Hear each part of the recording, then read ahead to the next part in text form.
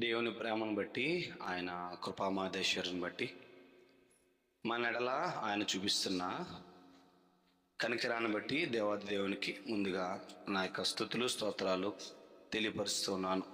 ఆ రీతిగానే దేవుని యందు భయభక్తులతో విశ్వాసంతో ఆయనను ప్రేమిస్తూ ఆయన యొక్క సన్నిధానానికి చేరొచ్చిన ప్రియులైన దేవుని పిల్లలైన మీ అందరికీ ప్రభువైన యేసుక్రీస్తు నామమున నా యొక్క హృదయపూర్వక వందనాలు తెలియజేస్తున్నాను. అందరికీ వందనాలు. దేవుని ప్రేమ ఉన్నతమైనది.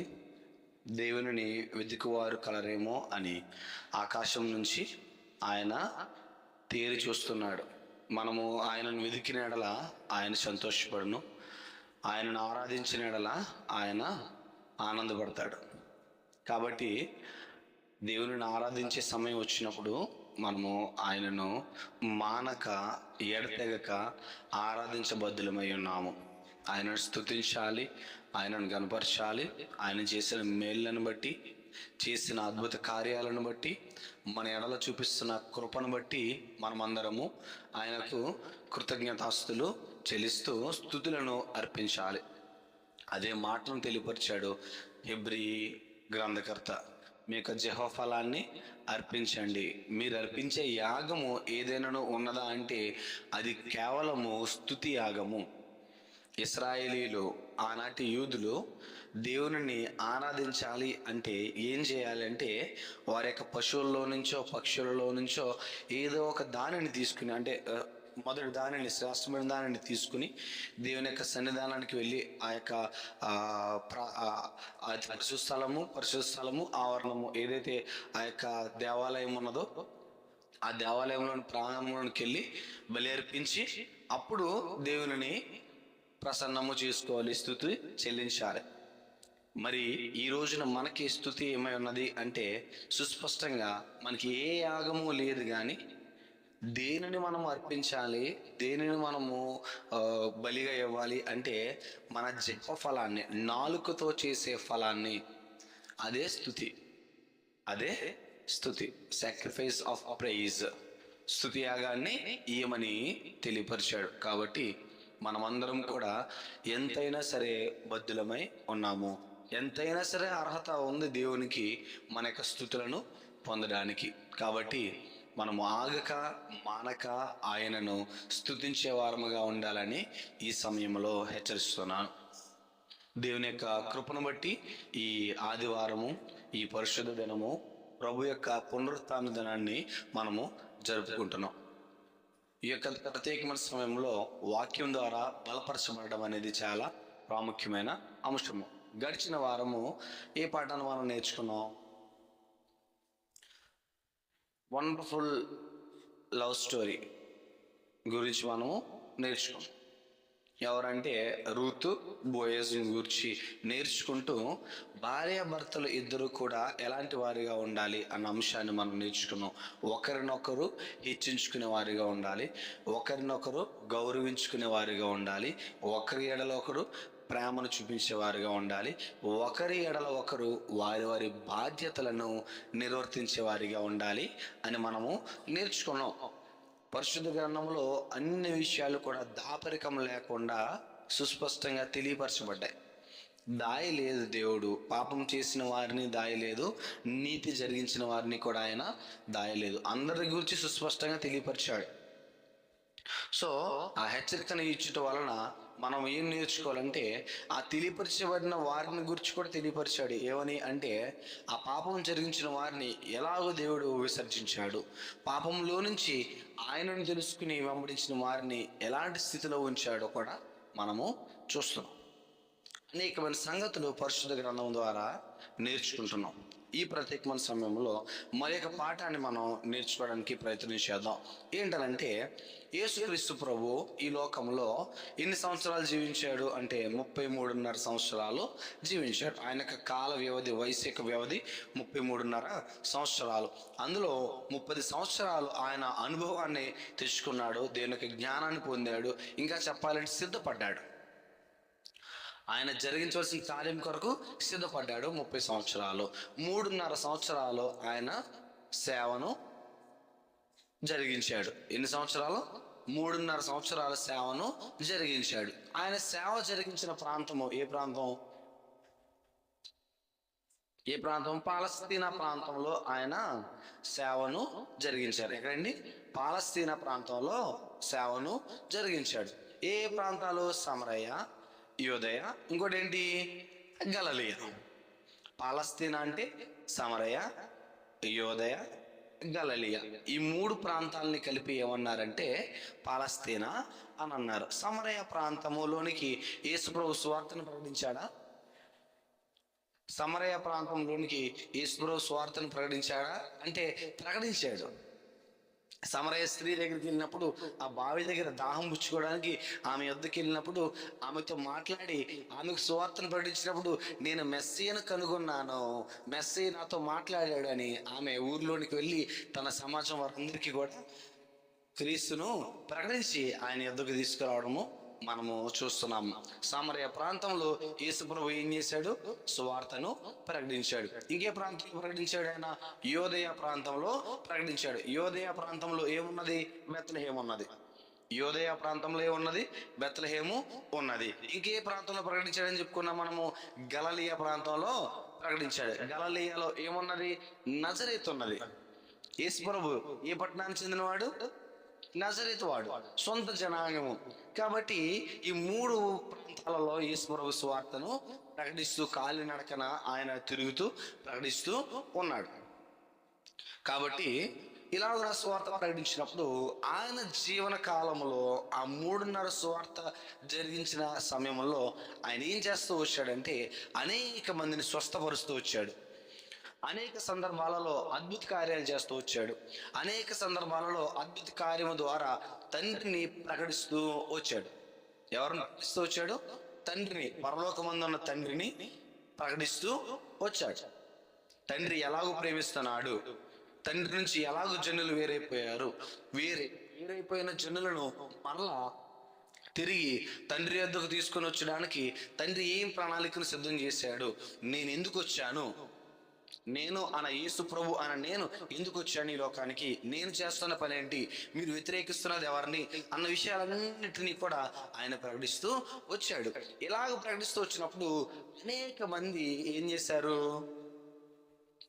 యేసు ప్రభువును అంగీకరించారు, ఆయన సువార్తను అంగీకరించారు, ఆయన బోధను అంగీకరించారు. అయితే ఇక్కడ ఒక సుస్పష్టమైన విషయము ఉన్నది. ఏంటంటే యేసు ప్రభును 2 సంగతులు ఆశ్చర్యపరిచినాయి అంట.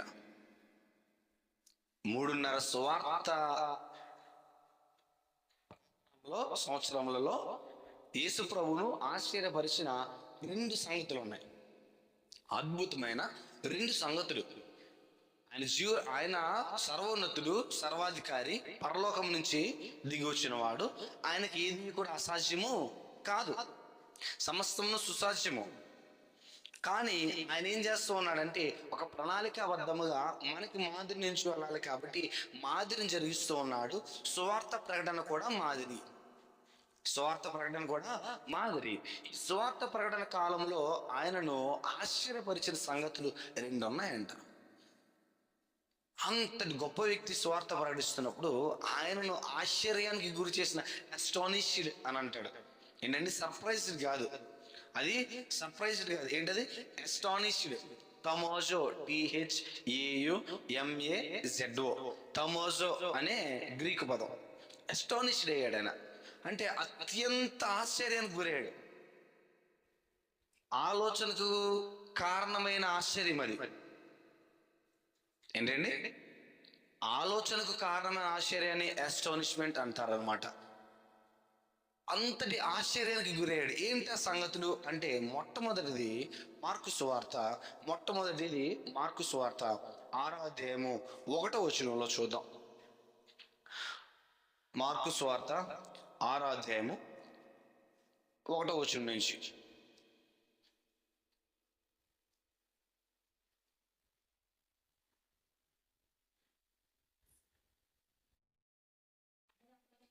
ఆయన అక్కడ నుండి బయలుదేరి స్వదేశమునకు రాగా ఆయన శిష్యులు ఆయనను వెంబడించాలి. చాలండి, ఏం జరిగింది? ఆయన బయలుదేరి ఎక్కడికి వచ్చారు? స్వదేశానికి వచ్చారు. స్వదేశం అంటే ఏంటి? గలిలయ ప్రాంతానికి వచ్చారు. ఎక్కడికి వచ్చారు? స్వదేశం అంటే గలిలయ ప్రాంతానికి వచ్చాడు. నేను చెప్పాను నజరేతులో పుట్టాడు, క్షమించాలి, నజరేతులో ఆయన ఉన్నాడు. ఆయన మొత్తం దాన్ని ఏమంటారు, స్టాటిస్టిక్స్ మొత్తం కూడా నజరేతులోనే రిజిస్టర్ అయి ఉన్నాయి. కాబట్టి నజరేతు వాడు ఆయన. కాబట్టి ఆ నజరేతు సొంత దేశం కాబట్టి ఆ నజరేతులోనికి ఆయన మరలా వచ్చాడు, లేదా ఆ గలిలయ ప్రాంతంలోనికి మరలా వచ్చాడు. వచ్చిన తర్వాత ఏం చేస్తున్నాడు? విశ్రాంతి దినం వచ్చినప్పుడు ఆయన సమాజ మందిరంలో బోధింప ఆరంభించెను. ఏం చేస్తున్నాడు? ఆయన సమాజ మందిరంలో బోధించడము ప్రారంభించాడు విశ్రాంతి దినమున. అనేకులు ఆయన బోధ విని ఆశ్చర్యపడ్డారు. అనేకులు ఆశ్చర్యపడ్డారు. గుర్తుపట్టుకోండి ఇక్కడ విషయం. యేసుప్రభు బోధ చేస్తున్నాడు. బోధ చేస్తుంటే అనేకులు ఆశ్చర్యపడ్డారు.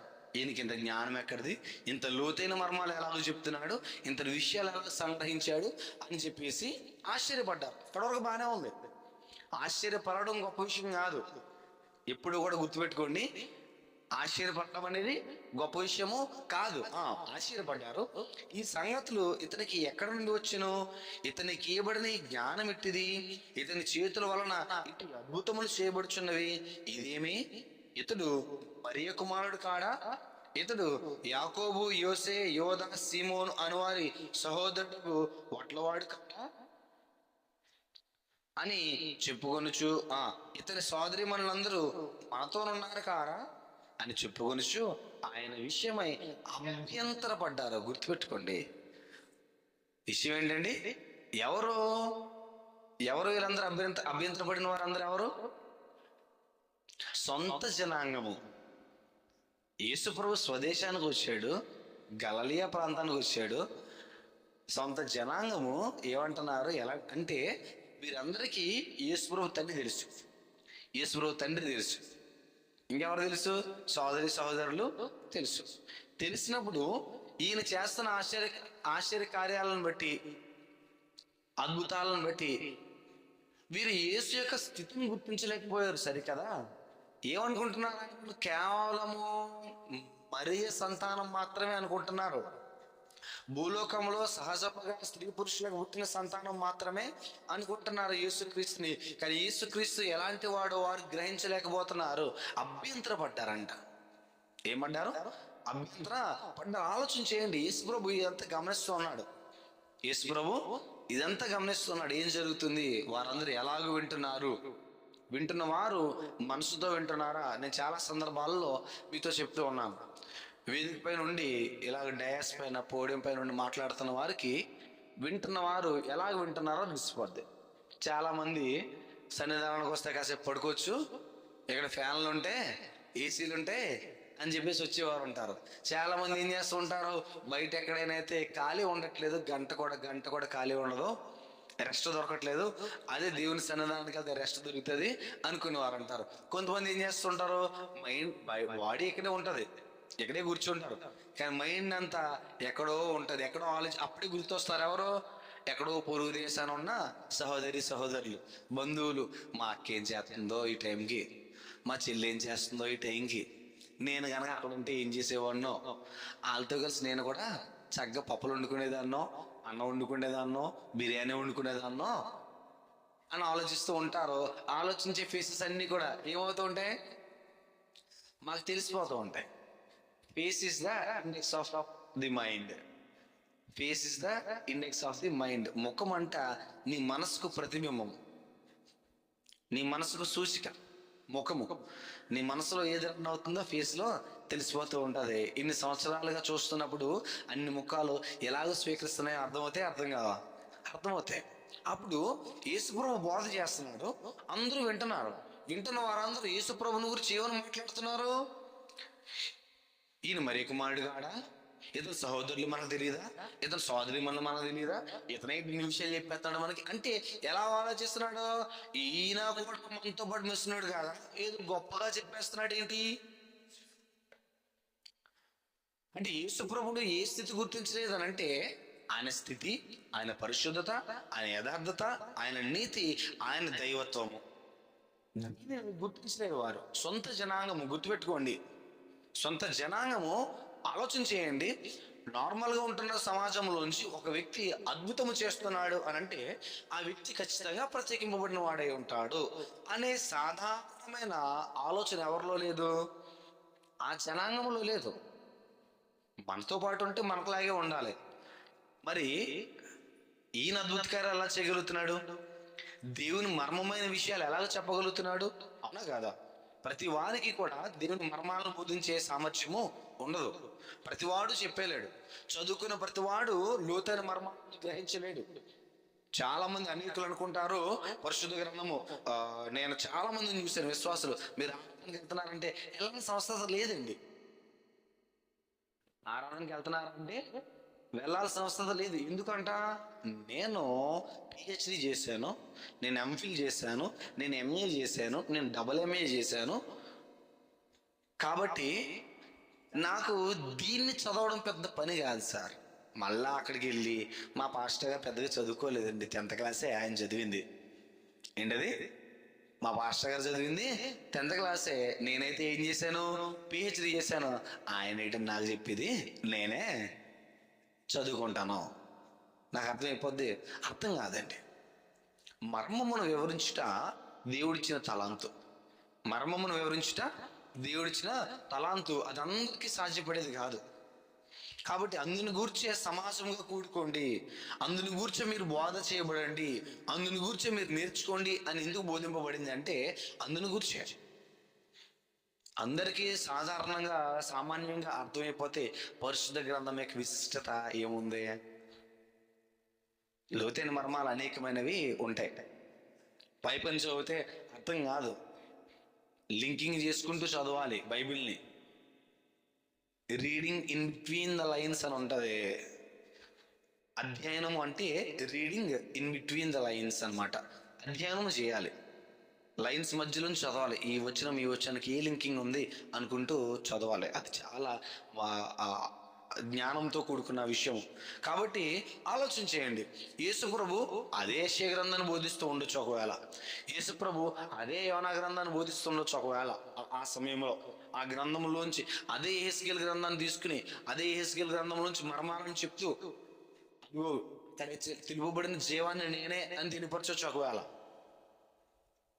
తెలియపరుస్తున్నప్పుడు ఇంతటి లోతైన మర్మాలు ఈయన ఎలాగో చెప్తున్నాడు అని గుర్తించడం మానేసి ఏమంటున్నారు అంటే అభ్యంతరపడ్డారు. ఏమంటారు? అభ్యంతరపడ్డారు. అభ్యంతరపడి ఈయనేంటిని మనకు చెప్తున్నాడు అనే స్థితిలో చూశారంట. అందుకు యేసు, ప్రవక్త తన దేశములోను తన బంధువులలోను తన ఇంటి వారిలోనూ తప్ప మరి ఎక్కడనూ ఘనహీనుడు కాడని చెప్పాను. ఎక్కడండి? ఇంట్లో వాళ్ళు. ఎప్పుడైనా సరే గమనించండి, ఇంట్లో వాళ్ళు తన ఇంట్లో ఒకవేళ సొంతంగా తన సొంత కుటుంబంలో సువార్థికుడు ఉంటే గౌరవముగా నిలవబెట్టేవారు ఎంతమంది ఉన్నారండి? ఎక్కడో rarest of the rare case. వీడి పెద్ద జ్ఞానం వచ్చేసిందంటే ఇప్పుడు వీడు బోధించేస్తున్నాడు, వీడి మాట మనం వినేయాలి అనేవారు లేరా? సమాజంలో తమ కుటుంబంలో నుంచి జ్ఞానాన్ని నేర్చుకున్న వారు జ్ఞానాన్ని బోధిస్తుంటే అతనిని అవహేళన చేసేవారు, అతనిని అపవిత్ర పాలు చేసేవారు లేరా? తృణీకరించి మాట్లాడేవారు లేరా? ఉన్నారండి, నేను చాలా మందిని చూశాను అలా. కానీ ఇక్కడ చెప్తున్న మాట చూడండి, యేసు ప్రభువు చాలా సుస్పష్టంగా తన దేశంలోను తన బంధువుల్లోను తన సొంత జనములోను తన ఇంటి వారిలోను తప్ప ఇంకెక్కడ ఘనహీనుడు కాడు. ప్రతి చోట ఎక్కడికి వెళ్ళినా సరే ఏం చేస్తారు? వాక్యాన్ని విన్నప్పుడు, అబ్బా మీరు చాలా బాగా చెప్తున్నారండి, మాకు మళ్ళీ ఒకసారి చెప్పండి అని అడిగేవారు ఉంటారు. బయటికి వెళ్తే మీరు మళ్ళా చెప్తే బాగున్ను అని అడిగేవారు ఉంటారు. అదే సొంత ఇంట్లో వాళ్ళే ఉంటారు, వినేసాను, ఇంకా ఇంకా డెప్త్ కావాలి. తన సొంత జనులలో ఏం కాడు? ఘనవంతుడి కాడు, ఘనత పొందడు. సొంత జనులు ఎప్పుడు కూడా ఏం చేస్తూ ఉంటారు? వెనక్కి లాగుతూనే ఎలాగో ఒకలాగా, నీ గురించి నాకు తెలియదు ఏంట్రా, ఏం తెలీదు, ఇటు కోపడతాడు ఫర్ సపోజ్. అండ్ ఈ కోపం గురించి మాకు తెలియదు ఏంటి?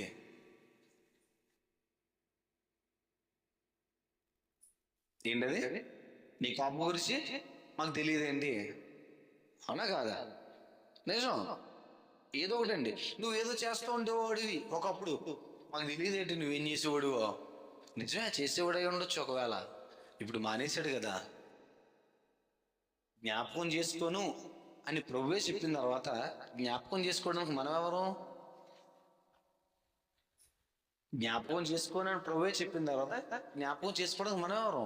అంటే ఆలోచించేయండి, ఈ విషయాలు ఎందుకు జ్ఞాపకం చేస్తున్నానంటే, మనము గుర్తించాలి. దేనిని గుర్తించాలి అంటే సత్యాన్ని గుర్తించాలి. గలిలయ ప్రజలు దేని గుర్తించలేదు? సత్యాన్ని గుర్తించలేదు. యేసుప్రభు వాక్యాన్ని చెప్తుంటే వాక్యాన్ని గుర్తించలేదు. అప్పుడు అంటున్నాడు కదా, చదవండి. అందువలన కొద్దిమంది రోగుల మీద చేతులుంచి వారిని స్వస్థపరచుడు తప్ప మరి ఏ అద్భుతమును ఆయన అక్కడ చేయజాలకపోయాను. ఆయన వారి అవిశ్వాసమునకు ఆయన వారి అవిశ్వాసమునకు ఏం చేశాడండి? ఆశ్చర్యపడ్డాడు. ఆలోచించండి, యేసుప్రభు ఆశ్చర్యపడిన మొట్టమొదటి సంఘటన ఏంటి? వారి యొక్క అవిశ్వాసానికి ఆశ్చర్యపడ్డాడు. అంటే ఇంతటి గొప్ప విషయాలను నేను ఇక్కడుండి చేస్తూ ఉంటే మీరు కనీసం గుర్తించలేదు సరికదా, కనీసం అంగీకరించట్లేదు నేను చేస్తున్నాను అని. కాబట్టి అనేక చోట్ల ఆయన స్వస్థత జరిగించినప్పుడు, ఆశ్చర్యకార్యం జరిగించినప్పుడు స్వస్థత పొందిన వారిని అడుగుతుంటాడు, నీవు నమ్ముతున్నావా? నీవు విశ్వసిస్తున్నావా? విశ్వసిస్తున్నాను.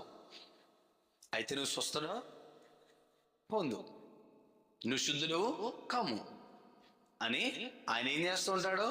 వారిని ఆశీర్వదించి స్వస్థపరిచి శుద్ధి చేసి పంపిస్తూ ఉండేవారు. వారు శుద్ధి పొందిన వారు, స్వస్థత పొందిన వారు, ఆశ్చర్యకార్యాలు పొందిన వారు, అద్భుతములు పొందిన వారు మరలా ఎవరిని వెంబడిస్తూ ఉండేవారు? యేసును వెంబడిస్తూ ఉండేవారు. ఈ సొంత జనాంగము ఏం చేయలేదు? యేసును వెంబడించలేదు. కేవలము కొద్ది మందిని స్వస్థపరచుట తప్పితే ఇంక ఎవరిని శుద్ధులుగా యేసు ప్రభు చేయలేకపోయాడు. అంగీకారం ఉంటే ఏదైనా సరే చేయొచ్చు, అంగీకారం లేకపోతే ఇది చేయలేం. యాక్సెప్టెన్స్ అంటారు. యాక్సెప్టెన్స్ ఉండాలి, ముందు ఒప్పుకోవాలి. అవును ఇది నిజమే అని ఒప్పుకోగలగాలి. ఈగో అడ్డు రాకూడదు మనుషుడికి. ఏది అడ్డు రాకూడదు? ఈగో, అహము అడ్డు రాకూడదు. నేనేంటి వాడితో వినడం, నేనేంటి వాడి దగ్గర నేర్చుకోవడం, నేనేంటి నా స్థాయి ఏంటి, నేనేంటి నా బ్రతుకేంటి, నేను ఆడి దగ్గరికి వెళ్ళి నేర్చుకోవడం ఏంటి? అది ఏమవుతుందండి? అహంకారం. ఈ మనుషులలో, ఆ గలిలయ మనుషులలో ఏమున్నది? అహంకారం ఉంది. అహంకారం ఎప్పుడు కూడా నిన్ను నేర్చుకోనివ్వదు. అహంకారం ఎప్పుడు కూడా నిన్ను నేర్చుకోనివ్వదు. కాబట్టి ఆ అహంకారము వారిని అసలు విననివ్వలేదు, నేర్చుకోనివ్వలేదు, అభ్యంతరం పెట్టింది. ఆయన బోధ చేస్తుంటే అభ్యంతరం పెట్టింది. యేసు ప్రభు ఏమన్నా కల్పనా కథలు చెప్పాడా? కాదే. యేసు ప్రభు ఏదైనా చెడ్డ విషయాలు నేర్పించాడా? లేదే. మరి యేసు ప్రభు ఏం నేర్పించాడంట? పరలోకమందున తండ్రిని బయలుపరిచాడు. యేసు ప్రభు ఏం చేశాడు? పరలోకమందున తండ్రిని బయలుపరిచాడు. చూడండి, యోహాను సువార్త 1వ అధ్యాయము 18వ వచనం. యోహాను సువార్త 1వ అధ్యాయము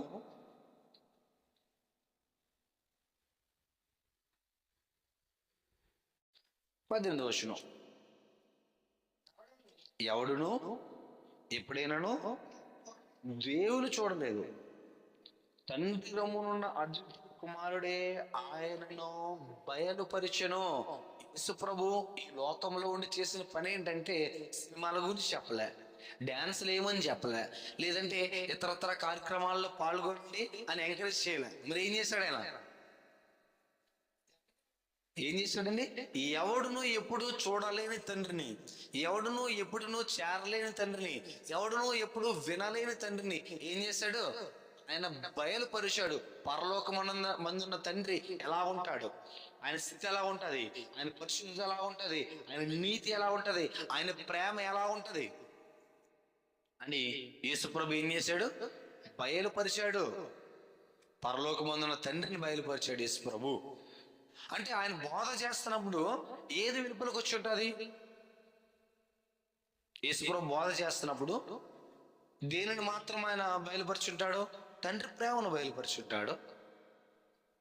యెషయా గ్రంథంలో ఆయన చెప్పినట్లుగా హెస్కేల్ గ్రంథంలో చెప్పినట్లుగా, ఇర్మియా గ్రంథంలో చెప్పినట్లుగా, మీకా గ్రంథంలో చెప్పినట్లుగా, ఓబద్యా గ్రంథంలో చెప్పినట్లుగా, జకరియా గ్రంథంలో చెప్పినట్లుగా దేని గురించి చెప్పారు వీరందరూ అంటే రానయ్యున్న రక్షకుని గురించి చెప్పారు. అట్ ద సేమ్ టైమ్ చూపించబడుతున్న ప్రేమను గురించి చెప్పారు. పరలోకమున్న తండ్రి ఏ రీతిగా ప్రేమిస్తాడు అని చెప్పాడు. మీ జీవితము ఎలాగో మార్చుకోవాలి అని చెప్పారు. ఎలా మార్చుకోవాలో చెప్పబడిన సంగతులను ఆచరణ రూపంలో చూపించిన వాడు ఎవరు అంటే యేసుక్రీస్తు ప్రభు. ఎలా మార్చుకోవాలో చెప్పిన సంగతులను ఆచరణ రూపంలో చెప్పాడండి యేసు ప్రభు. ఆచరించే విధంగా చెప్పాడు. ఆచరణ చేసి ఆయన చూపించి మనకి తెలియజెప్పాడు. దానిని ఏం చేయలేకపోయారు వీరు? గల్లీ ప్రజలు ఏం చేయకపోయారు? గ్రహించలేదండి. ఎందుకు గ్రహించలేదు అంటే, ఎందుకు గ్రహించలేదు? వారికి ఆయనను ఎలా చూశారు? ఆయన అందరిలో ఒకడు మనుష్యుడు అని చూశారు. ఆయన నిజముగా దేవుని కుమారుడు అని కనీసపురం అంటాడు, మీరు నన్ను ఎరిగితే ఎవరిని ఎరుగుతారు? మీరందరూ అనుకుంటున్నారు కదా మేము పరలోకమందున తండ్రి స్తుతిస్తున్నాము, మేము పరలోకమందున తండ్రి స్తుతిస్తున్నాము. ఈ రోజున అనేక మంది యెహోవా సాక్షులని ఇతరత్ర వారు ఏమంటున్నారంటే యెహోవా దేవుడే దేవుడు అని అంటున్నప్పుడు నిజమే, యెహోవా దేవుడే దేవుడు, యెహోవా దేవుడే దేవుడు నిజం. అయితే మరి పరలోకమందున తండ్రిని ఎరగాలి అంటే ఎలా ఎరగాలి అంటే, దేవత్వములో రెండవ వానిగా ఉన్న యేసుక్రీస్తును, భూలోకంలో యేసు అని పేరు పెట్టబడిన ఈయనను ఏం చేయాలి? ఎరిగి ఉండాలి. ఏం చేయాలండి? ఎరగాల. దేవత్వం యొక్క సర్వ సంపూర్ణత ఎవరి యందు ఇమిడి ఉన్నది అంట? ఎవరి యందు నెరవేర్చబడుతున్నది అంట? యేసు క్రీస్తు ప్రభు యందు. అంటే యేసు ప్రభు యొక్క పరిశుద్ధత వలన, యేసు ప్రభు యొక్క నీతి వలన. నేను మరలా చెప్తున్నాను, భూలోకమందు ఆయన ఈ లోకానికి వచ్చినప్పుడు ఆయనకు యేసు అని పేరు పెట్టబడింది. మరి భూలోకానికి రాకముందు ఆయనకున్న పేరేంటి? No one knows. ఎవరికి తెలీదు. పాత నిబంధనలో తెలిపబడిన ఒకే ఒక్క పేరు Jehovah. It might be the name. అదే ఆయన పేరు అయి ఉండొచ్చు, మనకు తెలియదు, మనకే తెలియదు. ఇప్పుడైతే ఏ పేరు తెలియదు. ఇప్పుడైతే తెలిసిన పేరు ఒకటే, యేసుక్రీస్తు. దేవత్వంలో రెండవ వాడు. దేవత్వంలో మొదటి వాడు ఎవరు? తండ్రి. దేవత్వంలో మూడవ వాడు ఎవరు? పరిశుద్ధాత్ముడు. వీరు ముగ్గురు దేవత్వాన్ని కలిగి ఉన్నారు, దైవిక లక్షణాలను కలిగి ఉన్నారు. ఓకే. కాబట్టి తండ్రిని ఎరగాలి అంటే ఎవరిని ఎరగాలి? క్రీస్తుని ఎరగాలి. క్రీస్తుని సంపూర్ణంగా ఎరిగితే, క్రీస్తు యొక్క లక్షణాలను సంపూర్ణంగా ఎరిగితే, క్రీస్తుని సంపూర్ణంగా తెలుసుకోగలిగితే ఎవరిని ఎరిగినట్టే? తండ్రిని ఎరిగినట్టే. యోహాను సువార్త 8వ అధ్యాయము 19వ వచనంలో, యోహాను సువార్త 8వ అధ్యాయము 19వ వచనం, వారు నీ తండ్రి ఎక్కడ ఉన్నాడు అని ఆయనను అడుగగా యేసు, మీరు నన్నైనను నా తండ్రినైనను ఎరుగరు, నన్ను ఎరిగి ఉంటారా నా తండ్రిని కూడా ఎరిగిందురని వారితో చెప్పిన. ఏమంటున్నాడు ఆయన? అద్భుతంగా మాట్లాడుతున్నాడు. మీరు నన్నైనను నా తండ్రినైనను ఎరుగరు, బికాస్ మీరు నన్ను ఎరిగి ఉంటే ఎవరిని ఎరిగి ఉంటారు? దేవుని సంతానము, పరలోకమందున్న తండ్రి సంతానము, అబ్రహాము సంతానము అని చెప్పుకుంటున్న మీరందరూ యూజ్లెస్. బికాస్ మీ అందరికి ఏం తెలీదు. తండ్రి తెలీదు. మీకు తండ్రి తెలియాలంటే ఎవరు తెలియాలి? ముందు తెలియాలి. మీరు నన్ను ఎరిగి ఉంటే మీ తండ్రిని ఏం చేస్తారో ఎరిగి ఉంటారు. ఆలోచన చేయండి. అంటే యేసు ప్రభు సొంతంగా ఏది బోధించలేదు, కానీ కేవలము దైవత్వాన్ని గురించి, పరలోకమందున తండ్రిని గురించి, ఈయన ఎందుకు పంపబడ్డాడు ఈ లోకానికి, పరలోకాన్ని విడిచి, ఆయన సింహాసనాన్ని విడిచి ఎందుకు పంపబడ్డాడు అన్న విషయాన్ని మాత్రమే ఈయన ఏం చేస్తూ వచ్చాడు? బోధిస్తూ వచ్చాడు. ఫిలిప్పు అడుగుతాడు, ప్రభువా, రబ్బీ, బోధకుడా, మాకు ఎవరిని చూపించము? తండ్రిని కనపరచము, చాలు, అంతే చాలు, ఇంకేం వద్దు. అప్పుడు యేసు ప్రభు అంటాడు కదా, ఫిలిప్పు, నేను ఇంతకాలం మీ మధ్య ఉన్నాను, మీరు నన్ను ఎరగలేదా? నన్ను ఎరిగినవాడు ఎవరిని అడుగుతారు? తండ్రిని. ఎరుగును నేను నువ్వు తండ్రి ఏకమై ఉన్నాం. ఏమై ఉన్నాం? ఏకమై ఉన్నాం. మేము వేరు వేరు కాదు. నేను ఒకలా తండ్రి ఒకలా లేము. నా ఆలోచన ఒకలా తండ్రి ఆలోచన ఒకలా లేదు. పరలోకమందున్న తండ్రి ఏమి కాంక్షిస్తే అదే నా కాంక్ష. పరలోకమందున్న తండ్రి ఏం ఆలోచిస్తే అదే నా ఆలోచన. పరలోకమందున్న తండ్రి ఏ ప్రణాళిక వేస్తే అదే నా ప్రణాళిక. మేమిద్దరము ఏకమై ఉన్నాము, ఒక్కటై ఉన్నాము. We are not separated. We are not two. We are one. మేము ఒక్కటై ఉన్నాము. మీరు నన్ను చూస్తే ఎవరిని చూసినట్టే? ఆలోచించేయండి. మనుషులు ఎవరిని గుర్తించలేకపోయారంటే యేసుక్రీస్తు ప్రభువును గుర్తించలేకపోయారు. ఆయన స్థితిని గుర్తించలేకపోయారు. ఆయన ఔన్నత్యాన్ని, దేవత్వాన్ని గుర్తించలేకపోయారు. ఆలోచించేయండి. ఆజ్ఞ ఇవ్వబడిందా? ఇవ్వబడలేదా? ఏమని ఆజ్ఞ ఇవ్వబడింది? ఈయనే నా ప్రియ కుమారుడు, ఈయన యందు నేను ఆనందిస్తున్నాను, ఈయన చెప్పినట్లు మీరు చేయుడి. వచ్చిందండి? వాక్ వచ్చిందా? పరలోకమందున్న తండ్రి చెప్పాడా లేదా?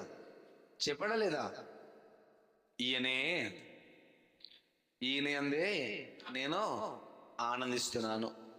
కుమారుని యందే తండ్రి ఆనందిస్తే, కుమారుని అంటిపెట్టుకుంటే తండ్రి దగ్గరికి వెళ్తామా? కుమారుని వ్యతిరేకిస్తే తండ్రి దగ్గరికి వెళ్తామా? కుమారుని అంగీకరిస్తే తండ్రి దగ్గరికి వెళ్తామా? కుమారుని తృణీకరిస్తే తండ్రి దగ్గరికి వెళ్తామా? అంగీకరిస్తేనే వెళ్తాం, తృణీకరిస్తే వెళ్ళం. కాబట్టి ఆలోచన చేయండి, ఎంత సుస్పష్టంగా తెలియపరిచాడో. అంటే యేసుప్రభు బోధించిన ప్రతి అంశంలో కూడా ఏమని బోధించాడు? మీరు తండ్రి యొద్దకు చేరాలి, ఇదిగో నేనే మార్గము అని చెప్తుంటే ఎవరికి నచ్చలేదు? సోజానానికి నచ్చలేదు. అందుకే అంగీకరించలేదండి. వారికి ఏం కావాలి? డైరెక్ట్ తండ్రిని చూసేయాలి. అంటే మూర్ఖులు, అజ్ఞానులు, వాత వేయబడిన మనస్తత్వం గలవారు. అరణ్యంలో మోషే దేవునితో మాట్లాడుతుంటే, దేవుడు మోషేతో ఒకరితో మాట్లాడతాడా? మా అందరితో ఒకరు మాట్లాడాలి, మేము మాట్లాడతాం అంటే అప్పుడు దేవుడు అంటాడు కదా, మోషే వారందరినీ నా సన్నిధానానికి తీసుకుని రా అంటాడు. సినాయి పర్వతం మీద దేవుని యొక్క ప్రత్యక్షత వచ్చినప్పుడు ఆ మేఘంలోంచి వచ్చే ఉరుముల వంటి శబ్దానికి రంబే సౌండ్ అనమాట. ఆ ఉరుముల శబ్దానికి ఈ కింద ఉన్నవారు, కొండ చివరన ఉన్నవారు అడిగిపోయి, మోషే మేము రాము, నువ్వే మాట్లాడు, నువ్వు ఏది చెప్తే అది వింటాం. ఇంక ఏం చేస్తాం? మోషే మేము రాము. ఆయన సన్నిధానానికి మేము తట్టుకోలేరండి దేవుని యొక్క ప్రత్యక్షతను. మర్చిపోయే జనులు మరలా ఏమంటున్నారు?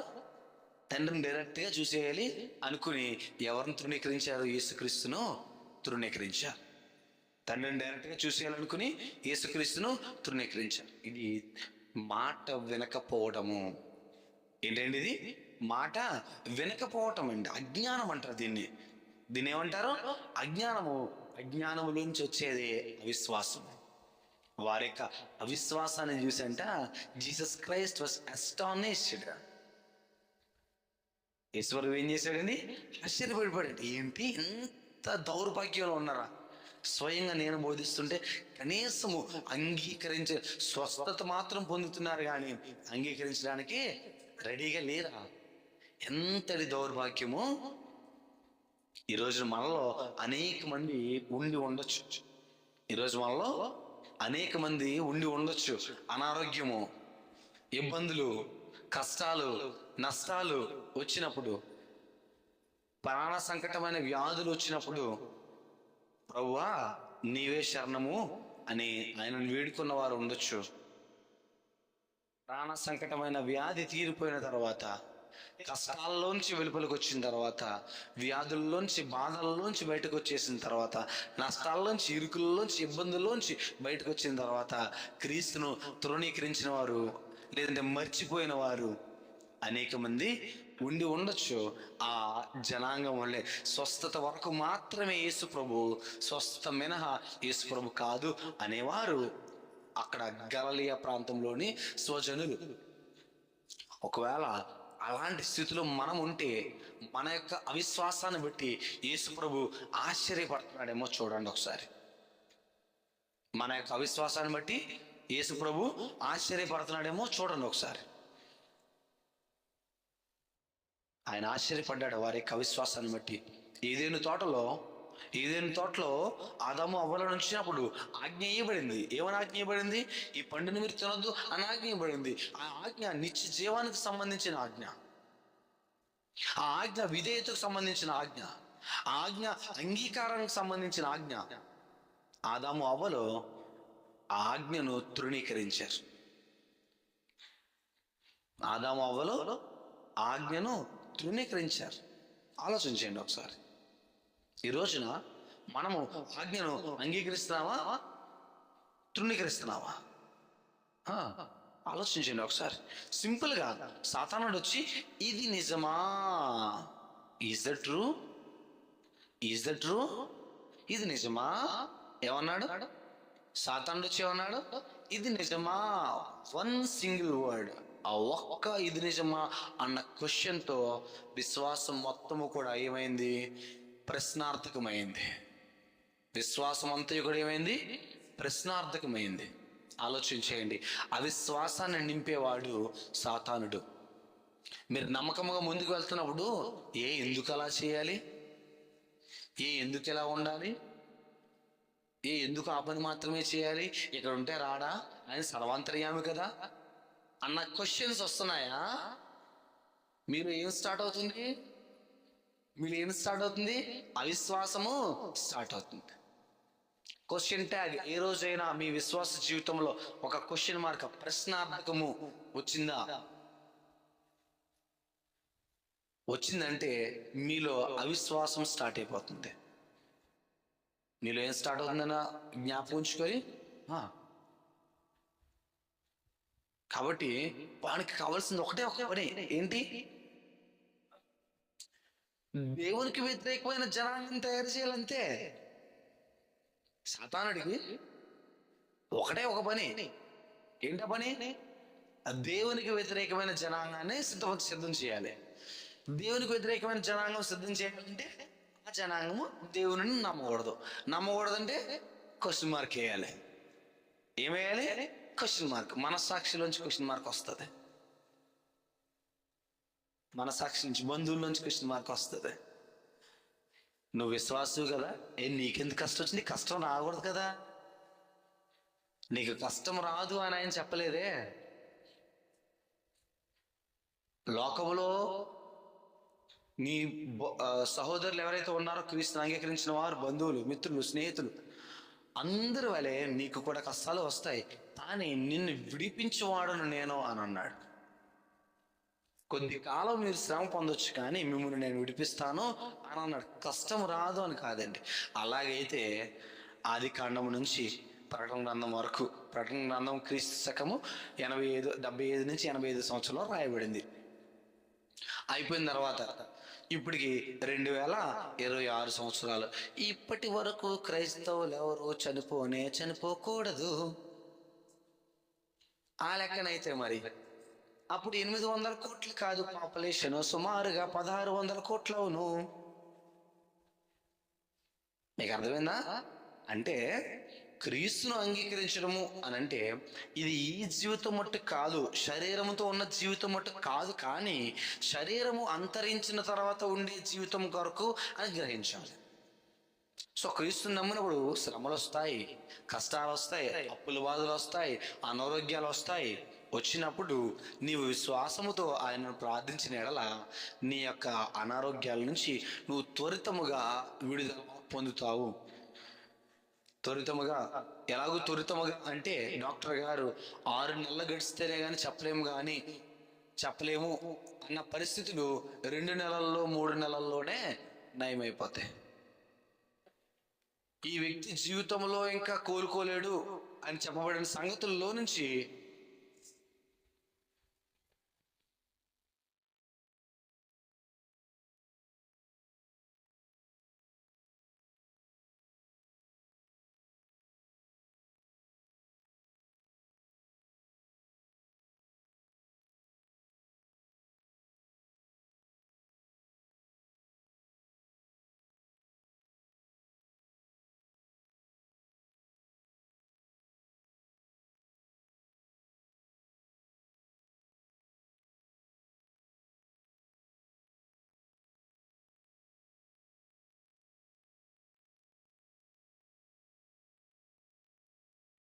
ఆ, కాబట్టి ఏం చెప్తున్నాను, కష్టం వస్తుంది, నష్టం వస్తుంది. ఒక సంవత్సరాలు గడిస్తేనే కానీ చెప్పలేము అన్న పరిస్థితులు ఏమవుతాయి, త్వరగా దేవుడు తగ్గిస్తాడు. విశ్వాస సహితమైన ప్రార్థన రోగిని స్వస్థపరచు. విశ్వాసము, అర్థమైందా? ఆ, కాబట్టి ప్రశ్నార్థకము ఎవరు కూడా వేసే ఛాన్స్ మీరు ఏం చేయకూడదు, ఇవ్వకూడదు. Don't let anyone question your faith. మీ విశ్వాసాన్ని ఎవరు కూడా ప్రశ్న వేయనివ్వకండి. విశ్వాసంలో స్థిరులుగా ఉండండి. యేసుప్రభు ఆశ్చర్యపడ్డాడు ఎవరి అవిశ్వాసాన్ని బట్టి, సొంత జనాంగం యొక్క అవిశ్వాసాన్ని బట్టి. ఈ రోజున మనమందరము క్రీస్తును అంగీకరించడం వలన ఆయనకు సొంత జనాంగం అయ్యామా? సహోదరులు అయ్యాం. మనము కూడా అవిశ్వాసాన్ని చూపించిన ఎడల మనను బట్టి యేసుప్రభు ఆశ్చర్యపడతాడేమో చూసుకోండి. ఆశ్చర్యపడనవద్దు. సాతానుడు ఆ యొక్క విషబీజాన్ని నాటడం వలన, ఆ ప్రశ్నార్థకాన్ని వేయటం వలన, అవిశ్వాసాన్ని నాటడం వలన వారు అందరూ ఎక్కడికి గింటి వేయబడ్డారు? ఏదేనులో నుంచి వెలుపలికి గింటి వేయబడ్డారు. ఒకవేళ ఈ రోజు మన విశ్వాస జీవితంలో ప్రశ్నార్థకము వచ్చటం వలన మనమందరము కూడా సంఘములో నుంచి వెలుపలికి గింటి వేయబడతామేమో అని జాగ్రత్త పడుతూ ముందుకి కొనసాగాలి. ఇది ఫస్ట్ థింగ్. యేసుప్రభువును ఆశ్చర్యపరిచిన దానిలో ఫస్ట్ ఏంటి? అవిశ్వాసము. అవిశ్వాసం యేసుప్రభువును ఆశ్చర్యపరిచింది. మరి రెండోది ఏంటి?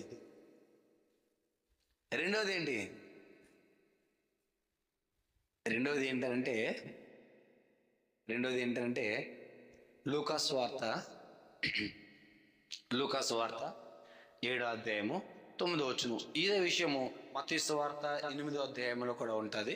అయితే లూకాసు వార్త 7వ అధ్యాయము 9వ వచనంలో చదవండి.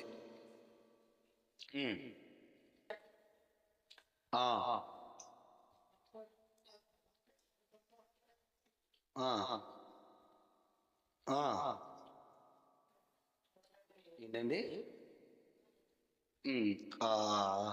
ఏమన్నాడండి? ఇశ్రాయేలులో ఇంత గొప్ప విశ్వాసం నేను చూడలేదు. ఎవరి గురించి? దేర్ ఈజ్ ఎ సెంచురియన్, శతాధిపతి ఒకడు ఉన్నాడు. ఎవరు?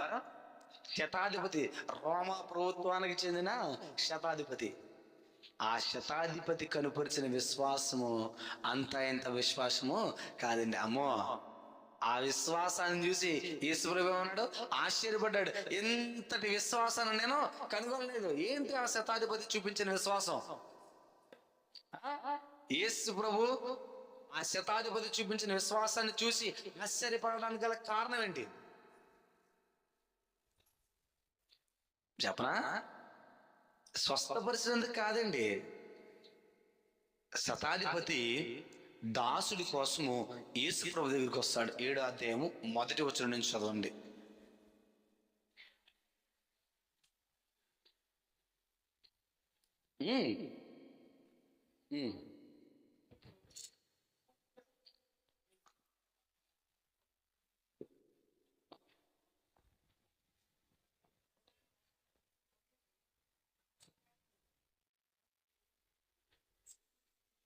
శతాధిపతి యేసును గురించి విని ఆయన వచ్చి తన దాసుని స్వస్థపరచాలని ఆయన వేడుకొనుటకు యూదుల పెద్దలను ఆయన యొద్దకు పంపెను. వారు యేసు వద్దకు వచ్చి, నీ వలన ఈ మేలు పొందుటకు అతడు యోగ్యుడు. అతడు మన జనులను ప్రేమించి మనకు సమాజ మందిరము తానే కట్టించినని ఆయనతో చెప్పి మిక్కిలి బ్రతిమాలుకున్నది. కావున యేసు వారితో కూడా వెళ్ళెను. ఆయన ఆ ఇంటి దగ్గరికి వచ్చినప్పుడు శతాధిపతి తన స్నేహితులను చూసి, మీరు ఆయన వద్దకు వెళ్ళి, ప్రభువా, శ్రమ పుచ్చుకొనవద్దు, నీవు నా ఇంటిలోనికి వచ్చుటకు నేను పాత్రుడను కాను, అందుచేత నీ వద్దకు వచ్చుటకు పాత్రుడనని నేను ఎంచుకొనలేదు. అయితే మాట మాత్రం సెలవిము, అప్పుడు నా దాసుడు స్వస్థపరచబడి. చాలండి, ఇక్కడ మళ్ళీ ముందుకెళ్దాం. ఈయన మాట్లాడుతున్న మాట ఏంటి? ముందు యూదులను పంపాడు. ఆలోచించేయండి, యూదులను పంపినందుకు అధికార గర్వాన్ని ఏమైనా చూపిస్తున్నాడా అని అనుకుంటామేమో. దానికి ఆయన క్లారిఫికేషన్ ఇచ్చాడు. ఏమంటున్నాడు? ముందు యూదులను పంపాడు. యూదులు శతాధిపతిని గురించి వివరించి యేసు ప్రభువుని తీసుకొస్తున్నప్పుడు ఆ ఇంటి ముందుకు వచ్చేసిన వెంటనే ఈ శతాధిపతి తన యొక్క స్నేహితులను పంపి, ప్రభువా నువ్వు లోపలికి రావద్దు. ఎందుకు నువ్వు లోపలికి రావద్దు? ఎందుకు? యేసు ప్రభు మంచోడు కాదని కాదు. ఎందుకు రావద్దు అన్నాడంటే, చూడండి, నీవు నా ఇంటిలోనికి వచ్చుటకు నేను ఎవరిని కాను? నీవు మహోన్నతుడవు, నీవు సర్వాధికారివి, నీవు సర్వశక్తిమంతుడవు, నీవు పరిశుద్ధుడవు, నీవు నీతిమంతుడవు, నువ్వు పరలోకమందున్న దేవుని కుమారుడవు. నీవు నా ఇంటిలోనికి వచ్చుటకు నేను పాత్రుడని కాను, యోగ్యుడిని కాను. అందుచేతనే నీ యొద్దకు వచ్చుటకు పాత్రుడని నేను ఎంచుకోలేదు. నీ ముందు నేను ప్రదర్శించుకోవడానికి పాత్రుడని కాను. అందుకే నీ దగ్గర రాలేదు ప్రభువా. అందుకే నేను నీ దగ్గరకు రాలేదు. ఆలోచన చేయండి, ఎంతటి తగ్గింపు తత్వమో, ఎంతటి తను తాను గూర్చి ఎంత తగ్గించుకున్నాడు. ఆలోచించండి ఒకసారి. అయితే మాట మాత్రము సెలవిమ్ము, అప్పుడు నా దాసుడు స్వస్థపరచబడును, నేను సహా అధికారములకు లోబడిన వాడును. నా చేతి క్రిందను సైనికులు ఉన్నారు. నేను ఒకరిని పొమ్మంటే పోవును, ఒకరిని రమ్మంటే వచ్చును. నా దాసుని చేయమంటే ఇది చేయనని నేను చెప్పినట్లు ఆయనతో చెప్పుడని వారిని పంపెను. యేసు ఈ మాటలు విని ఆయనను గురించి ఆశ్చర్యపడి తన వెంట వచ్చుచున్న జనసమూహం వైపు తిరిగి, ఇశ్రాయేలులో నేను ఇంత గొప్ప విశ్వాసం నేను చూడలేదని మీతో చెప్పుచున్నా. ఏంటండి? ఇశ్రాయేలీలలో, సొంత ప్రజలలో కూడా నేనేం చూడలే ఇంత విశ్వాసము. యేసుక్రీస్తుని ఆశ్చర్యపరిచిన విశ్వాసం, the faith that astonished Jesus Christ. యేసుక్రీస్తును ఆశ్చర్యపరిచిన విశ్వాసం, యేసుక్రీస్తును ఆశ్చర్యపరిచిన విశ్వాసం అండి. ఈ రోజున ఎలాంటి విశ్వాసాన్ని మనం చూపిస్తున్నాం? యేసుక్రీస్తుని గురించి విన్నాడు ఆల్రెడీ. దేవుడిని గురించి ఒక చిన్న అవేర్నెస్ ఉంది శతాధిపతికి. యూదుని గురించి ఒక అవేర్నెస్ ఉంది శతాధిపతికి. యేసు ప్రభు మెస్సీగా వచ్చాడు, ఆయనను గురించిన అవేర్నెస్ ఉంది. ఆ అవేర్నెస్ని పట్టుకుని ఎంతటి విశ్వాసం చూపించాడు. ప్రభువా నీవు నా ఇంటిలోనికైనాను వచ్చుటకు అర్హుడను కాను, యోగ్యుడను కాను, పాత్రుడను కాను. ఈ రోజున మనలో నిజముగా యేసు ప్రభు మా ఇంట్లోకి వచ్చుటకు అర్హుడు కాను, నేను నా విశ్వాసం సరిపోదు, నా స్థాయి సరిపోదు అనుకుంటున్నారు ఎంతమంది ఉన్నారు. ఎవరు మళ్ళా అతను కాదు, పేదవాడు కాదు, ఏంటి తక్కువ స్థాయి వాడు కాదు, మరి ఎవరు? శతాధిపతి. నేను ఆజ్ఞ ఇస్తే పని చేసేవారు చాలా మంది ఉన్నారు నా కింద, అయినప్పటికీ కూడా నీ యొద్దకు రావడం నేను అర్హుడను కాను. నీ స్థితి ముందు నేను అర్హుడను కాను. నీ స్థితి ముందు నిలవబడడానికి ఎంతటి దేన స్థితిని కనపరుచుకున్నాడండి ఆ శతాధిపతి. ఎంత తగ్గించుకున్నాడు. తగ్గింపు తత్వాన్ని బట్టి ఈశ్వరు ఏం చేశాడు? ఆశ్చర్యపడ్డాడు. ఎలాంటి ఆశ్చర్యం అంటే ఓపెన్ స్టేట్మెంట్ ఇచ్చేంత ఆశ్చర్యము. ఇశ్రాయేలీయులలో,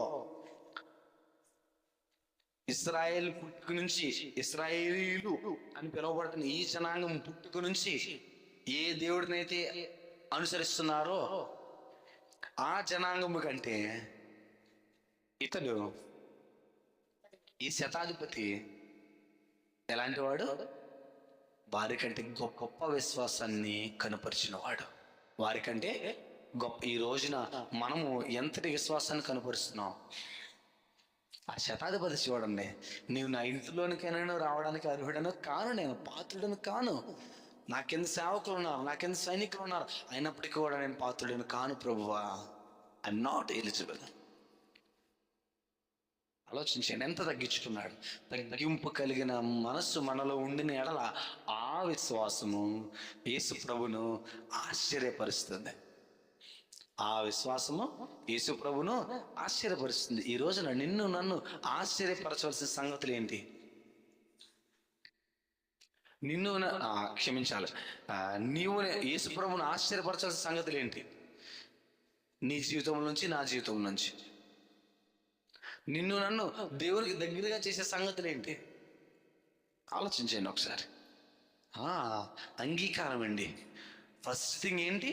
అంగీకారం. ఏమని నమ్మాడు ఈ శతాధిపతి? ఏమని నమ్మాడు? ఆ స్వజనులు ఏదైతే నమ్మలేదో ఈ శతాధిపతి దాన్ని నమ్మాడు. స్వజనులు ఈయన పరలోకము నుంచి దిగి వచ్చిన దేవుని కుమారుడు అని నమ్మలేదు, ఈయన నమ్మాడు. ఈయన సర్వశక్తిమంతుడు, ఈయన దగ్గరికి రాకపోయినా సరే అక్కడి నుంచి ఆజ్ఞాపిస్తే చాలు ఇక్కడ స్వస్థత జరిగిపోతుంది, సర్వాంతర్యామి అని నమ్మాడు. దేవుని గురించిన వాక్కు నీ చెవుల్లోనికి వస్తున్నప్పుడు నువ్వు నమ్మాలి. రక్షణ సునాదము నీ చెవుల్లోనికి వినబడుతున్నప్పుడు నువ్వేం చేయాలి? నమ్మాలి. అదే మాట చెప్పాడు యేసు ప్రభు యోహాను సువార్త 14:1 దేవుని యందు మీ హృదయములను కలవరపడనీయకుడి, దేవుని యందు విశ్వాసం ఉంచుతున్నారు, నా యందును విశ్వాసము ఉంచుడి. ఎంత అద్భుతమైన మాట! దేవుని యందు మీరు విశ్వాసం ఉంచుతున్నారు, పరలోకమందున్న తండ్రి యందు మీరు విశ్వాసం ఉంచుతున్నారు, నా యందును విశ్వాసము ఉంచండి. బికాజ్ నేనే పరలోకమందున్న తండ్రిని బయలుపరుస్తున్న వాడను. నేనే పరలోకమందున్న తండ్రిని బయలుపరుస్తున్న వాడను. ఎంత అద్భుతమైన మాట అది! ఎంత అద్భుతమైన మాట! ఆ శతాధిపతికి అర్థమైందండి. ఆ శతాధిపతికి అర్థమైంది. ఈ రోజున నీవు నేను వాక్యం వినబడుతున్నప్పుడు మనలో ఉండవలసిన స్వభావం ఎలాంటిది అంటే అంగీకారమైన స్వభావము, గుర్తించగలిగే స్వభావము, లోబడగలిగే స్వభావము, తగ్గించుకోగలిగే స్వభావము. నేను ఆస్తికర్తను కావచ్చు, నేను స్థితిమంతుడని కావచ్చు, నా స్థితి ఉన్నతమైనది కావచ్చు, నా పరివారం ఉన్నతమైనది కావచ్చు, అయినప్పటికీ కూడా సువర్తమానము నాకు అందించబడుతున్నప్పుడు నేనేం చేయాలి? లోబడి అంగీకరించాలి. శతాధిపతి వలె తను తగ్గించుకుని అంగీకరించాలి. మన విశ్వాసము యేసు ప్రభువును ఆశ్చర్యపరిచేదిగా ఉండాలంటే శతాధిపతి వంటి విశ్వాసాన్ని నేను కూడా కనపరచాలి. అప్పుడే యేసు ప్రభు ఆశ్చర్యపడతాడు. ఊరికినే ఆశ్చర్యపడ్డండి. 3.5 సంవత్సర ప్రయాణంలో యేసు ప్రభువును ఆశ్చర్యానికి గురి చేసిన సంగతులు ఏవేంటవి? ఒకటి అవిశ్వాసము, రెండోది విశ్వాసము. మనలను బట్టి యేసు ప్రభు ఏ కోణంలో ఆశ్చర్యపడుతున్నాడో చూడాలి. మన విశ్వాసాన్ని బట్టి ఆశ్చర్యపడుతున్నాడు అంటారా? విశ్వాసాన్ని బట్టి ఆశ్చర్యపడుతున్నాడా? ఆలోచించండి ఒకసారి. విశ్వాసాన్ని బట్టి ఆశ్చర్యపడాలి యేసు ప్రభు. స్వర్తమానం వచ్చినప్పుడు, వాక్కు వినబడినప్పుడు మనం దానిని అంగీకరించి దానికి లోబడాలి. అపోస్తలుల కార్యములు 10వ అధ్యాయము 1వ ఒక వ్యక్తి కనబడుతున్నాడు. ఆయన కూడా ఎవరు? ఆయన కూడా శతాధిపతి. ఆయన అన్యుడు. ఎవరండి? శతాధిపతి, అన్యుడు. కేవలము అప్పటి వరకు యూదులకు మాత్రమే సువార్త చెప్పిన వాడు ఎవరు? పేతురును హెచ్చరించి పంపుతున్నాడు, పేతురును బలపరిచి పంపుతున్నాడు దేవుడు. ఎవరి దగ్గరికి? కొర్నేలి దగ్గరికి. ఇటలీ పటాలమందు శతాధిపతి ఒకడు ఉండెను. There is a centurion. ఆయన ఏం చేస్తున్నాడంట? ధర్మకార్యములు అనేకమైనవి చేస్తూ ఉన్నాడు. దేవునికి ఇష్టమైన కార్యములు అనేకమైనవి చేస్తున్నాడు. దేవునికి లోబడుతూ జీవిస్తూ ఉన్నాడు.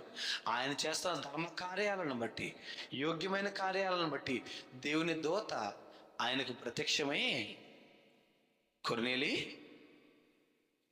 నీ యొక్క ధర్మ కార్యాలను, నీ మంచి పనులను నేను చూశాను. నీ ప్రజల పట్ల నువ్వు ఎంత ప్రేమ కలిగి ఉన్నావో నేను చూశాను. అయితే నీకు ఒక్కొక్కటి కొదువుగా ఉన్నది. ఏంటది? నీకు ఒక్కటి కొదువుగా ఉన్నది. రక్షణ నీకు కొదువుగా ఉన్నది. క్రీస్తులోనికి నువ్వు బాప్తిసం పొందినలా నీ ధర్మ కార్యాలు వ్యర్థముగా పోవు. ఈ రోజున మనం గుర్తించాలి, ఈ వాక్యము చాలు. నేను మంచి కార్యాలు చేస్తున్నాను, మంచిగానే ఉన్నాను కదా. మంచిగానే ఉన్నావు. మంచిగా ఉన్న నీవు ఎవరిని అంగీకరించాలి? క్రీస్తును రక్షకునిగా అంగీకరించాలి. మంచి కార్యాలు చేస్తున్నాను కదా సరిపోతుంది కాదు. లోకంలో నేను గనుణ్ణి. నేను మరలా చెప్తున్నా, లోకంలో గొప్పవారు క్రీస్తును అంగీకరించకపోతే వ్యర్థులా అంటే, లోకములో లోకంలో ఉన్న స్థితిలో వారు వ్యర్థులు కాదు. దేవుని స్థితిలో ఎవరంటే వ్యర్థులు. లోకం స్థితిలో వ్యర్థులు కాదు. లోకంలో మంచి ఘనకార్యాలు చేస్తున్నాను, ఆదరణ పొందిన జనులలో నేను గొప్పవాడిని, కీర్తికి అర్హుడను, ఘనతకు అర్హుడను. భూలోకంలో నా శరీరం బ్రతికినంత కాలము, నేను చనిపోయిన తర్వాత నాకు విగ్రహాలు పెట్టచ్చు, ఏదైనా పెట్టచ్చు, ఇంకేదైనా చేయొచ్చు కమెమరేటివ్గా. ఏం చేసినా సరే అంతటికీ అర్హుడనే. కానీ పరలోక సంబంధమైన స్థితిలో మాత్రము అనర్హుడులో. అది గుర్తుపెట్టుకోవాలి. స్థితి అనేది డిఫరెన్స్ ఉంది. ఈ స్థితి కాదు పరలోకమందు ఉండేది, ఈ బ్రతుకు కాదు పరలోకమందు ఉండేది, ఈ శరీరం కాదు పరలోకమందు ఉండేది, ఈ స్థాయి కాదు పరలోకమందు ఉండేది. పరలోకమందు అందరూ సమానమే. వేరొక స్థాయి ఉంటుంది, వేరొక రూపం ఉంటుంది, వేరొక జీవము ఉంటుంది. అదంతా సెపరేట్. కాబట్టి దీన్ని అక్కడికి పోల్చకూడదు, అక్కడికి పోల్చే అవకాశం చేయకూడదు. భూలోకంలో ఎంతటి ఉన్నతమైన వాడు ఉన్నతమైన వాడు భూలోకంలో. ఉన్నతమైన వాడు భూలోకంలో. కానీ ఆయనకు ఒక్కటి కొద్దుగా ఉంది, ఎక్కడ చేరడానికి అంటే పరలోకము చేరడానికి. ఏం చేయమన్నాడు చూడండి, 10వ అధ్యాయము అపోస్తుల కార్యములు 10వ అధ్యాయము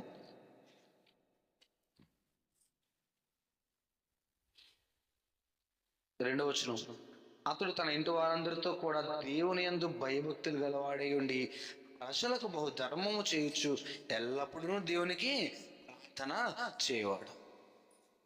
ఇంటి వారందరితో కలిసి ఏం కలిగి ఉన్నాడంట? భయభక్తులు కలిగి ఉన్నాడు, దేవునికి భయభక్తులు కలిగి ఉన్నాడు, ప్రార్థన చేసేవాడు. అయినప్పుడు ఇక్కడ ఏది కొద్దిగా నేను ప్రార్థన చేసుకుంటానండి. If there is anyone who is saying this type of causes, ఎవరైనా ఇలాంటి కారణాలు చెప్తే నేను ప్రార్థన చేసుకుంటానండి, ఓకే, దట్స్ ఫైన్. మేము వాక్యం చదువుతామండి, దట్స్ ఫైన్. కానీ ఏది కొద్దిగా ఉంది? You need to be baptised. నీవు బాప్తిస్మము పొందాలి. ఇది నేను చెప్తున్న మాట కాదు, పరిశుద్ధ గ్రంథంలో లిఖించబడింది. అంటే దానిని అనుసరించవలసిన అవసరత మన మీద ఉన్నది, బిలీవర్స్గా, విశ్వాసులుగా. కాబట్టి అక్కడ చెప్తున్న మాట, ఆయన ఏం కలిగి ఉన్నాడు? భయభక్తులు కలిగి ఉన్నాడు, కుటుంబంతో కలిసి ప్రార్థన చేసుకుంటున్నారు, ధర్మకార్యాలు కూడా చేస్తున్నాడు, అన్నీ ఉన్నాయి అతని దగ్గర. He's eligible for everything. కానీ ఒక్కటే కొద్దిగా ఉంది. ఏంటో ఒకటే? పగలు ఇంచుమించు 3 గంటల వేళ దేవుని దూత అతని యొద్దకు వచ్చి కొర్నేలి అని పిలుచుట దర్శనమందు తేటగా అతనికి కనబడెను. అతడు దూత వైపు తేరు చూచి ప్రభువా భయపడి ప్రభువా ఏమని అడిగాను. అందుకు దూత, నీ ప్రార్థనలను నీ ధర్మ కార్యములను దేవుని సన్నిధికి జ్ఞాపకార్థముగా చేరినవి. ఇప్పుడు నీవు యొప్పేకు మనుషులను పంపి పేతురు అను మారుపేరు గల సీమోనును పిలిపించుము. అతడు సముద్రపు దరినున్న సీమోనను ఒక చర్మకారుని ఇంట దిగి ఉన్నాడని అతనితో చెప్పాను. అతనితో మాట్లాడిన దూత వెళ్ళిన పిమ్మట అతడు తన ఇంటి పనివారిలో 2 తన యొద్ద ఎల్లప్పుడూ కనిపెట్టుకుని వారితో భక్తిపరుడగు ఒక సైనికుని పిలిచి వారికి ఈ సంగతులని వివరించి వారిని యొప్పేకు పంపాను. ఏం చేశాడండి? యొప్పేకు పంపాడండి. చాలా జాగ్రత్తగా ఆలోచించి. చాలండి, మళ్ళీ ఈ స్టోరీ డిఫరెంట్. పేతురు దగ్గరికి పంపించాడు ఎవరిని? కొర్నేలిని. పేతురేమో కేవలము యూదులకు మాత్రమే వాక్యం చెప్పేవాడు, అన్యులకు చెప్పేవాడు కాదు. పేతురును సన్నద్ధం చేయాలి మన అన్యులు చెప్పడం కోసం, అది వేరే స్టోరీ కాబట్టి అక్కడికి వెళ్ళొద్దు మనం. సో దేవుడు అక్కడ మళ్ళీ పేతురును గైడ్ చేస్తాడు.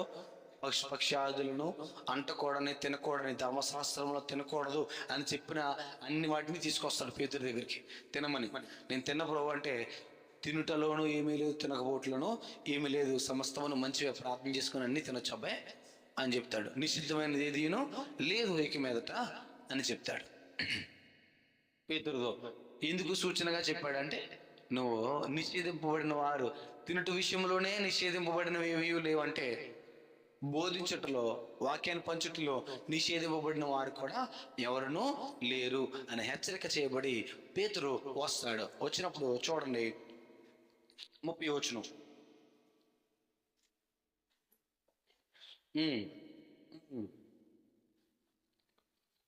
4 దినముల కిందట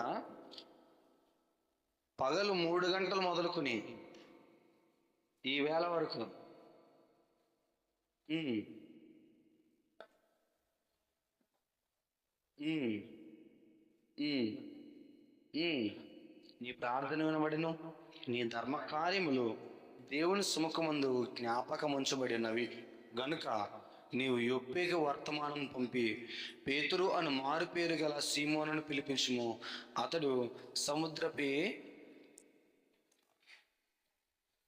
నాతో చెప్పాను, వెంటనే నిన్ను పిలిపించుతుని, నీవు వచ్చినది మంచిది, ప్రభువు నీకు ఆజ్ఞాపించినవన్నీ వినుటకై ఇప్పుడు మేమందరము దేవుని ఎదుట ఇక్కడ కూడి ఉన్నామని చెప్పాను.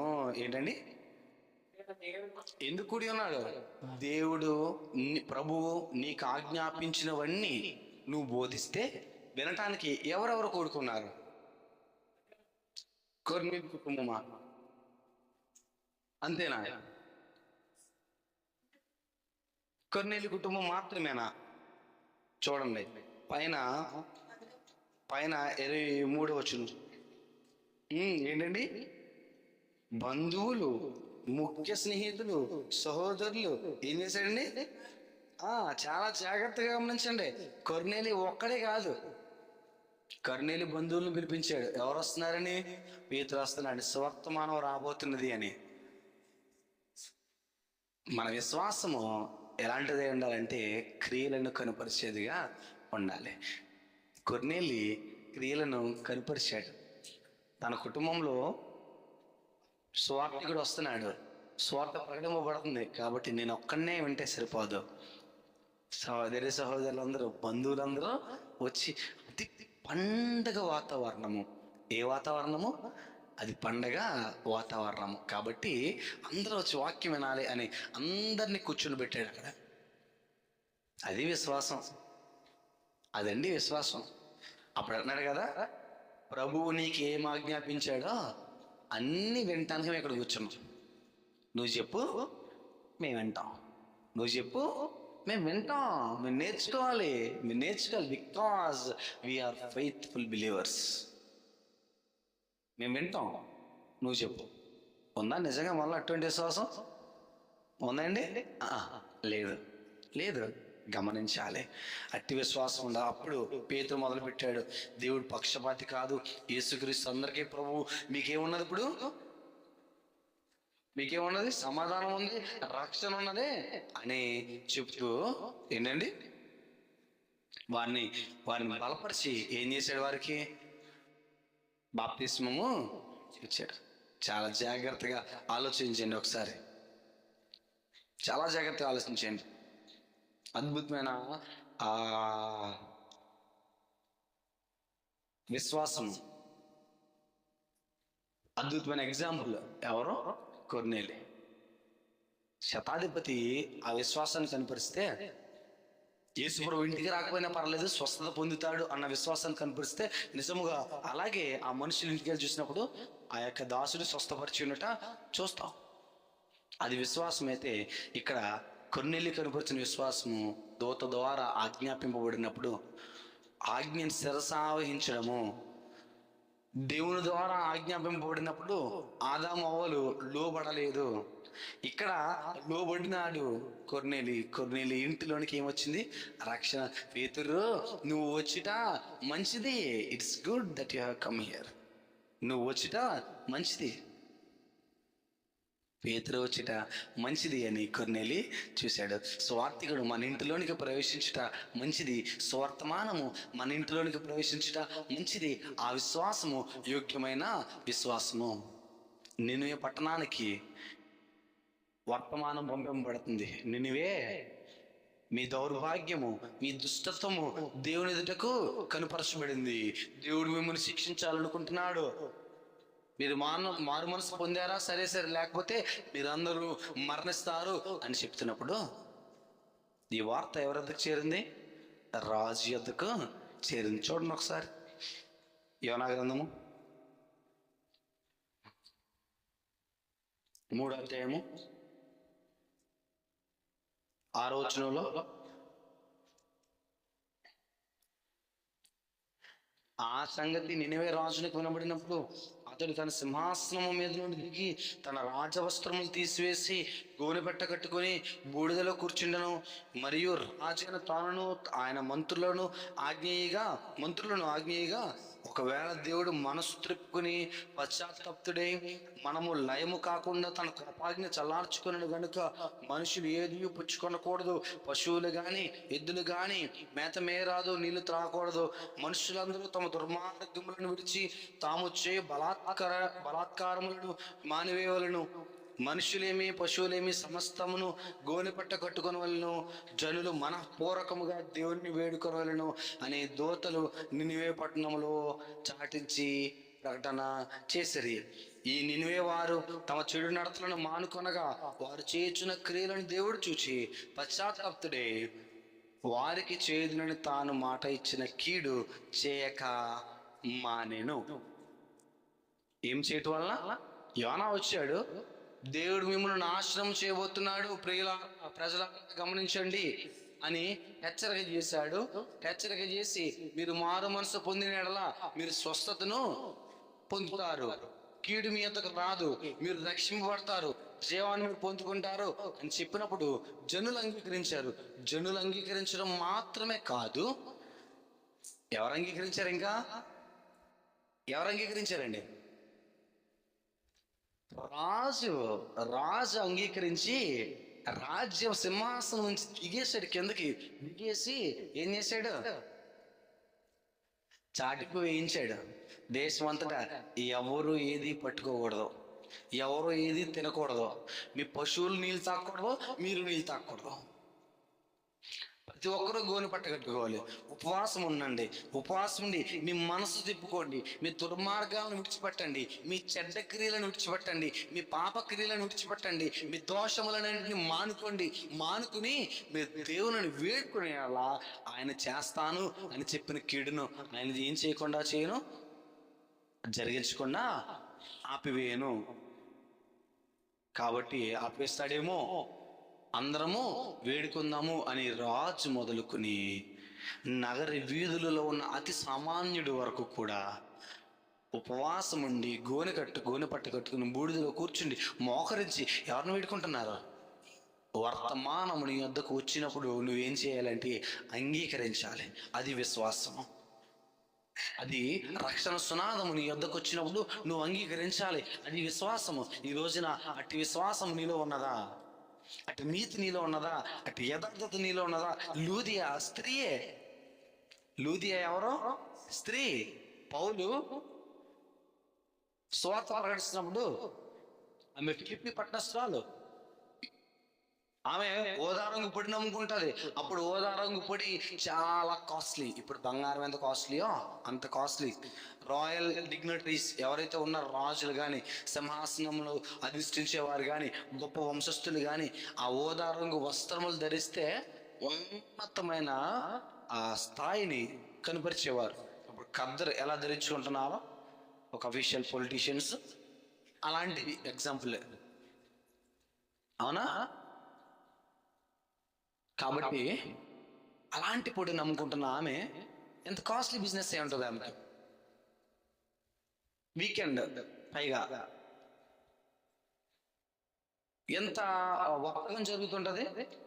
ఆ వర్తకానంతటిని విడిచిపెట్టేసి పౌలు సువార్త ప్రకటిస్తుంటే ఆమె ఏం చేసింది తెలుసా? అపోస్తల కార్యములు 16వ అధ్యాయము 13 నుంచి మీరు చదవండి ఇంటికెళ్ళి. ఆమె ఏం చేసింది తెలుసా?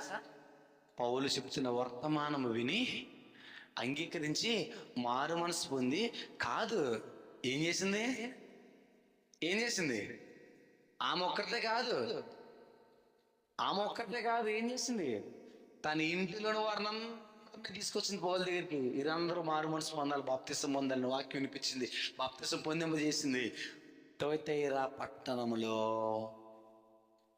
ఏమి స్థాపింపబడింది? సంఘము స్థాపింపబడింది. స్థాపింపబడడానికి కారకురాలు ఎవరు? లూదియా. లీదియా ఏం చేసింది అంటే వర్తమానం వినినప్పుడు ఏసే క్రీస్తు అయి ఉన్నాడని, ఏసే ప్రభు అయి ఉన్నాడని, ఏసే రాజు అయి ఉన్నాడని, ఏసునందు తప్ప ఇంకే నామంలో రక్షణ లేదని, ఏసు పరలోకం నుంచి దిగి వచ్చాడని, ఆయన ఎందు తప్ప ఇంకే నామంలో కూడా పరలోక రాజ్య ప్రవేశం లేదు అని వినినప్పుడు అంగీకరించి, తాను అంగీకరించడం మాత్రమే కాదు కానీ తన ఇంటి వారిని మాత్రమే కాదు, ఇంకెవరిని, పట్టణము వారిని రక్షించడానికి ఆమె కారకురాలు అయ్యింది. ఎంత గొప్ప సేవ చేసింది ఆమె, ఎంత గొప్ప విశ్వాసాన్ని కనపరిచింది ఆమె. నీ విశ్వాసము అలా ఉన్నదా? నీ విశ్వాసం అలా ఉన్నదా? నీ నీతి అలా ఉన్నదా? నువ్వు కనపరిచే క్రియలు అలా ఉన్నాయా లేవా? పరిశీలన చేసుకో. బాగుంటే వందనాలు అందరికీ, బాగోకపోతే ఆశ్చర్యపడాలి. ఎవరు ఆశ్చర్యపడాలి? యేసుప్రభు ఆశ్చర్యపడాలి. ఎవరిని చూసి ఆశ్చర్యపడాలి? మనల్ని దేన్ని చూసి ఆశ్చర్యపడాలి? ఇక్కడ ఉన్న వారందరూ నాతో సమాధానం చెప్పాలి. ఆశ్చర్యపడాలి. ఎవరు ఆశ్చర్యపడాలి? యేసుప్రభు ఆశ్చర్యపడాలంటున్నవారు చేయొద్దండి. రైట్. యేసుప్రభు దేన్ని చూసి ఆశ్చర్యపడాలి? నా విశ్వాసాన్ని బట్టి యేసుప్రభు ఆశ్చర్యపడాలని చేయొద్దండి. నా విశ్వాసాన్ని చూసి ఆశ్చర్యపడాలి అంటే కొర్నేలిలా నేను ఉన్నానా లేనా? నినివే పట్టణస్థులా నేను ఉన్నానా లేనా? లూదియాలా నేను ఉన్నానా లేనా? శతాధిపతిలా నేను ఉన్నానా లేనా? ఒకసారి పరిశీలన చేసుకోండి. ఉన్నారన్నవారు చేయొద్దండి. కొర్నేలిలా ఉన్నాను, శతాధిపతిలా ఉన్నాను, లూదియాలా ఉన్నాను, నినివే పట్టణస్థురాల్లో ఉన్నాను అన్నవారు చేయొద్దండి. నాతో లేని ఎడల ప్రియ సహోదరి సహోదరులారా, మీరే దీపము. కరెంటు పోయింది అనుకోండి, కరెంటు పోయినప్పుడు మీకు కొవ్వొత్తి ఇస్తారు ఇంట్లో, వెలిగింపబడిన కొవ్వొత్తి. మీరు ఈ హాల్లో ఉండి గదిలోనున్న వారికి వెలుతురు ఇవ్వాలంటే వారి కొవ్వొత్తిని మీరు తీసుకొచ్చి ఏం చేస్తారు? వెలిగిస్తారు. ఆ కొవ్వొత్తి ఆ గదిలో పెట్టబడినప్పుడు హాల్లోనూ వెలుతురు ఉంటుంది, గదిలోనూ వెలుతురు ఉంటుంది. అదే ఈ కొవ్వొత్తి వెలిగించిన రారిపోయింది అనుకో, ఈ కొవ్వొత్తిని వెలిగిస్తుందా? వెలిగించలేదు. కాబట్టి ఆలోచన చేయండి. వెలిగింపబడిన వీరు ఏం చేయాలి? వేరే వారిని వెలిగించడానికి ప్రయాసపడండి. మీ కుటుంబం వారు, మీ బంధువులు, కొర్నేలి తన బంధువులు, తన స్నేహితులు వెలిగింపబడడానికి ప్రయత్నం చేశాడు. మీరు ప్రయత్నము చేయండి. స్వార్థికుని మీ ఇంటికి పిలవండి. మీ ఇంటికి పిలిచి మీ బంధుమిత్రులను కూర్చుండబెట్టి వారికి వర్తమానాన్ని వినిపించండి. వర్తమానము వినిపించినప్పుడు, సత్యస్వార్థను అంగీకరించినప్పుడు రక్షణ తప్ప మరి ఏది మీ వద్దకు రాదు. రక్షణ మీ వద్దకు వచ్చినలా ఆనందము, సునాదము, మహదానందము మీరు చూస్తారు. కాబట్టి మీ యొక్క విశ్వాసాన్ని బట్టి మాత్రమే యేసుప్రభు ఆశ్చర్యపడేలాగా మీ విశ్వాసాన్ని కనపరుచుకోండి. వాక్యం అర్థమైంది అన్న వాళ్ళు ఎంతమంది ఉన్నారు? వాక్యం అర్థమైంది అన్న వాళ్ళు ఎంతమంది ఉన్నారు? నిజంగా అర్థమైందో అర్థం కాలేదు? నిజంగా అర్థమైతే మీ అందరికీ నాకు హృదయపూర్వక వందనాలు. అందరికీ వందనాలు.